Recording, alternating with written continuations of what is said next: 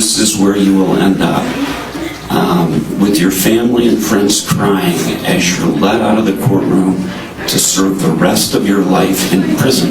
Notorious gang members have spent their lives immersed in the criminal underworld, committing heinous crimes and evading law enforcement at every turn. But now, they face the reality of spending the rest of their days behind bars. How do they feel about this prospect?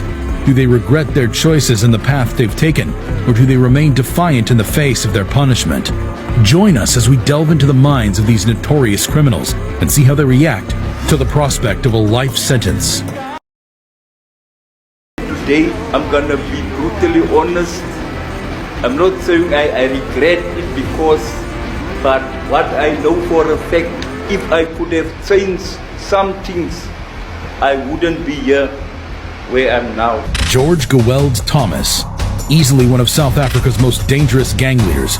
George Geweld Thomas is a name that instills fear in the hearts of civilians and rival gang members. The name Geweld means violence, and Thomas doesn't bear the name for fun. Other gang leaders might be orchestrating robberies or murders from their hideouts, but not Thomas. The fearsome gang leader orchestrated about 4 murders from inside the prison. Thomas faced more than 50 charges, including 7 murders, 3 attempted murders, unlawful possession of firearms and ammunition, racketeering, housebreaking with intent to rob, and robbery with aggravating circumstances, amidst other gang-related charges. He was sentenced to life imprisonment for each of the 7 murders he was charged with. Out of the 7 murders, Thomas personally pulled the trigger in 3 and planned the other 4 from his prison cell. One by one, the last of the 13 Los Sudes Trinitarios gang members accused of brutally killing 15-year-old Lisandro Jr. Guzman Files in 2018 sat in chains before Judge Ralph Fabrizio, with Junior's mother looking on. All of these men, and I say men, took part in one of the most disturbing murders that this city and this nation has ever seen. In June 2018, the gang members were trying to kill a rival in the Bronx. Thinking 15-year-old Junior was their guy, they chased the teen for blocks. Junior ran into a bodega to hide, but they dragged him out under the lens of surveillance cameras.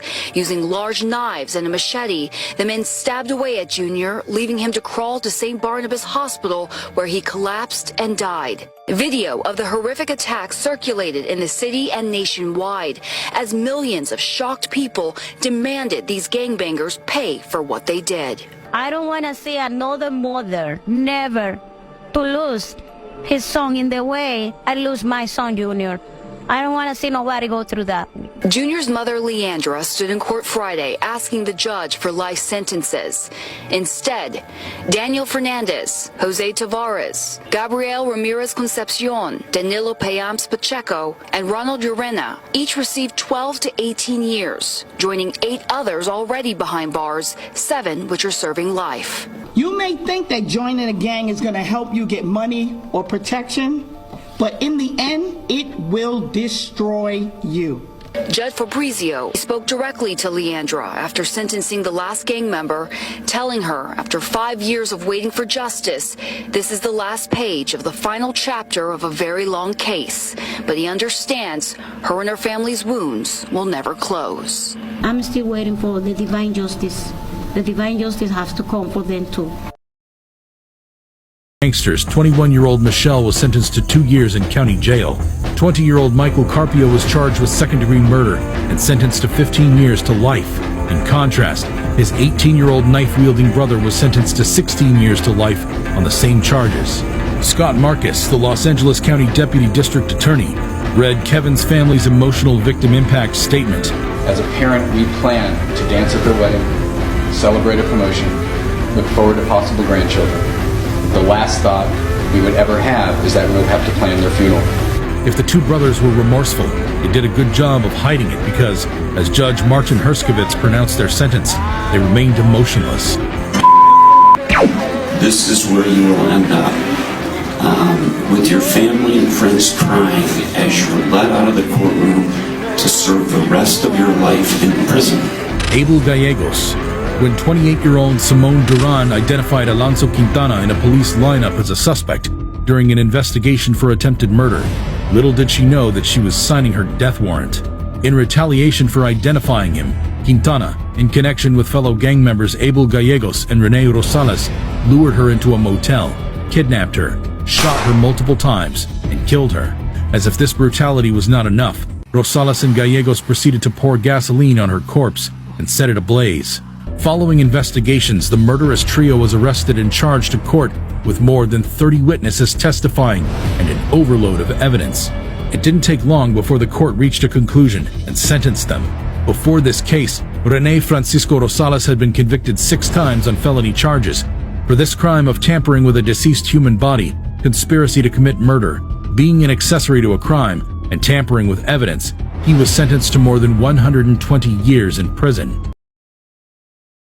24-year-old Lee Rios and his 20-year-old accomplice Jonathan Guevara are respected Latin King street gang members.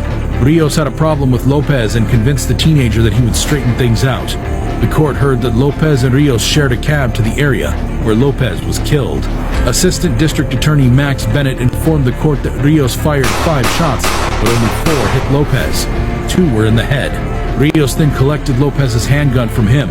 Rios was arrested when the police raided his apartment after obtaining a search warrant and murder warrant for him. While searching the apartment, the police discovered 2 loaded guns, one of which belonged to Lopez.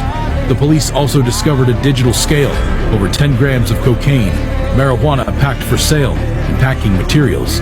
In addition to his murder charges, Rios also faces charges of possessing cocaine with the intention to distribute, improper storage of a high-capacity firearm with a minor, and possession of a high-capacity firearm.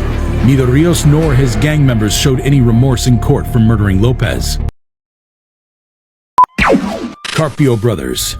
Every parent's dream is to witness their child's growth and development, and maybe even dance at their wedding. However, this wasn't to be for the parents of Kevin Oriana, an 18-year-old West Valley Occupational Center student who was stabbed multiple times in the head, neck, and torso by Anthony Carpio in late April 2013. Kevin was at the handball courts on the Cleveland High School campus in Reseda when Anthony Carpio and his brother Michael attacked him. Initially, Michael, who started the fight, was the only one involved, but then, just like in a scene from a movie, Anthony brought a knife to a fist fight, and before you can say Jack Robinson, Anthony has stabbed Kevin about 10 times.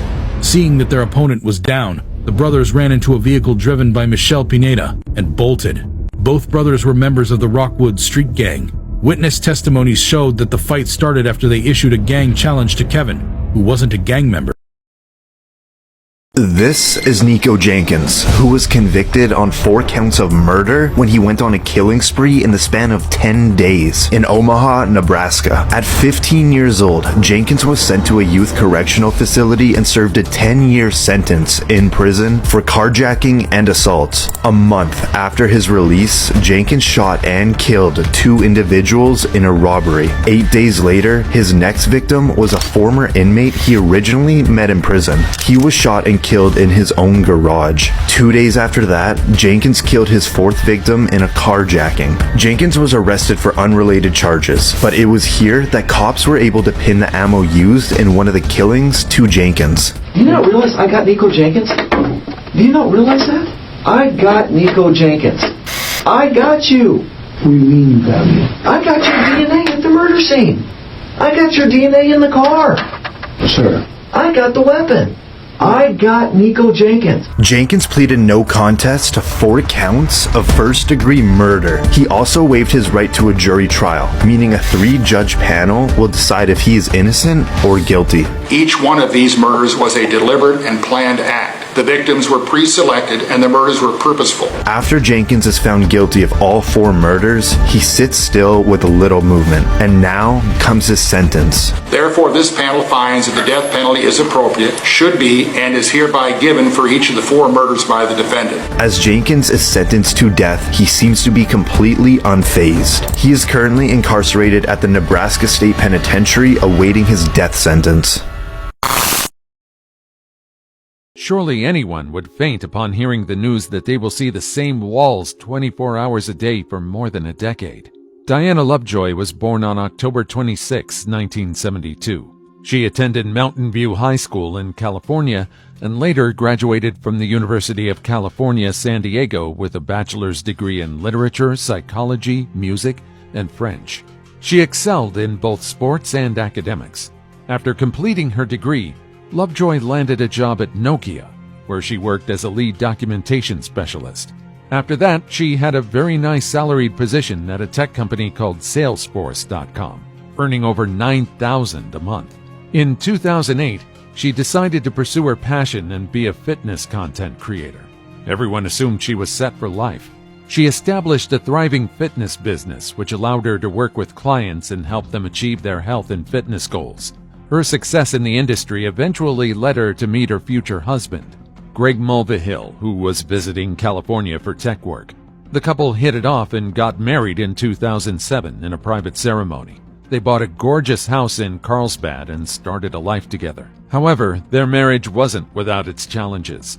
Lovejoy suffered 8 miscarriages before finally giving birth to their son. The strain of the losses took a toll on the couple, and they eventually decided to file for divorce in 2014. The custody battle over their son was long and bitter, with the court ultimately ordering Lovejoy to share custody and pay $120,000 to Mulvihill. Lovejoy struggled to make ends meet and couldn't afford the monthly payments. In a moment of desperation, she turned to her gun instructor, Weldon McDavid Jr., and hired him to kill her ex-husband. On November 13, 2017, Lovejoy and McDavid Jr. lured Mulvihill to a dark, secluded area and shot him in the torso. Fortunately, the bullet missed his heart, and he was able to call for help and survive the attack. The court found Lovejoy guilty of attempted murder and conspiracy to commit murder, and she was sentenced to 26 years to life in prison. As the judge read out the sentence, Lovejoy collapsed in her chair, seemingly unable to process the gravity of the situation. Is it really living if you're trapped in a single room, unable to do what you desire? Freedom is a steep price convicts need to pay. For some people, death is better than losing it. Born and raised in Oak Harbor, Washington, Michael Marin was a member of the Church of Jesus Christ of Latter-day Saints and attended Brigham Young University before enrolling in Yale Law School. After college, he worked for several top financial firms, including Lehman Brothers, Merrill Lynch, and Salomon Brothers, where he advised on complex investments, mainly in their operations in Asia. Despite his lucrative career, Marin led a lavish lifestyle, spending his wealth on extravagant purchases, like a multi-million-dollar mansion in Arizona and a collection of art that included works by Pablo Picasso. He also traveled extensively to exotic locales and climbed the highest peaks of 6 continents, including Mount Everest in 2001. However, Marin's excessive spending and high-risk investments caught up with him, and he could not keep up with mortgage payments on his mansion. Desperate to avoid foreclosure, Marin devised a plan to raffle his house through a charity fundraiser. When that plan failed, he resorted to drastic measures and set his house on fire to collect the insurance payout. Marin was convicted of arson and insurance fraud in June 2012 and faced a sentence of 7 to 21 years in prison. However, when the judge handed down the sentence, Marin's reaction was unexpected. The court video shows him putting his head in his hands, then slipping something into his mouth before taking a drink of water. Immediately after swallowing the water, he collapses, falls out of his chair, and begins convulsing. He appears to be gasping for air and clutching his chest as he falls unconscious. The courtroom is filled with the sounds of gasps and murmurs from the spectators as the judge calls for medical attention. Marin was rushed to a hospital in Phoenix and later pronounced dead. An autopsy confirmed that he had taken a lethal dose of cyanide. The authorities that investigated his death found a canister of cyanide in Marin's car. They speculated that he purchased the poison before his trial as a backup plan to avoid a life sentence in prison.